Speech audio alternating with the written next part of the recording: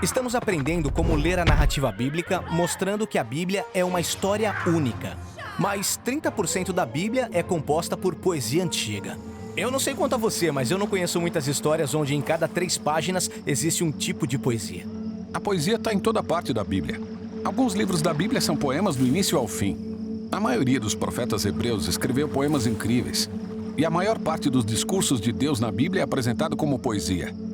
Na narrativa bíblica é também muito comum haver uma pausa na história, onde um personagem canta uma canção poética.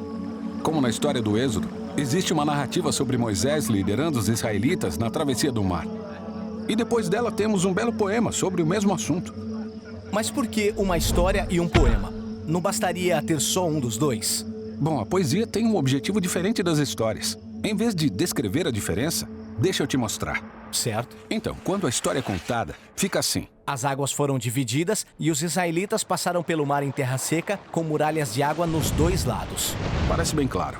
Sim. Quando o poema conta o mesmo evento, fica assim. Senhor, tu sopraste e as águas se amontoaram. As ondas se levantaram como muralhas e o fundo do mar ficou duro como gelo.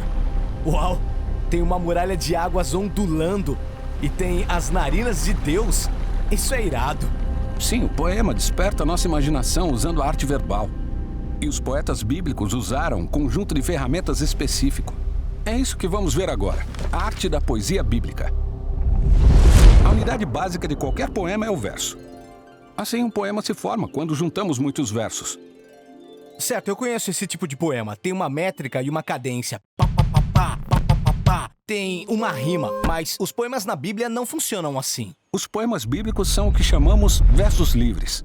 Eles não usam métrica como fazem as poesias tradicionais. E também não usam rima da mesma maneira. Então os poemas bíblicos não têm ordem? Sim, eles têm, mas é um tipo de ordem diferente. Os poemas bíblicos são basicamente estruturados em parelhas. 2 versos curtos, criados cuidadosamente e postos lado a lado. O primeiro verso faz a declaração básica e o segundo a desenvolve. Ele pode fazer isso completando a ideia ou aprofundando-a, com o uso de várias palavras ou imagens ou fazendo um contraste. Então, no início do Salmo 51 você consegue ver isso. Na primeira parelha, o poeta pede que Deus mostre misericórdia e amor. Mas como exatamente? No segundo verso, ele pede perdão pelos seus pecados. Entendo, então esse par de versos mostra uma ideia completa. Exato. O verso seguinte começa com purifica-me, no sentido metafórico. Então o segundo verso oferece uma imagem mais clara, a de um sacerdote no templo purificando coisas para poderem estar na presença de Deus. Certo, então ele está pegando uma imagem e aprofundando o significado. Exato.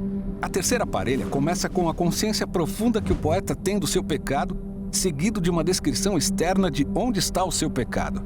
É como se o pecado fosse público, visível para ele e para outras pessoas. Então essa parelha pega uma ideia e cria um contraste. Exatamente. Logo, as parelhas são por natureza meio repetitivas. Mas a repetição nos força a diminuir o ritmo e a prestar atenção ao sentimento e ao significado de tudo, examinando cada ideia através de vários ângulos. E os grupos de parelhas podem se unir em torno de uma ideia-chave.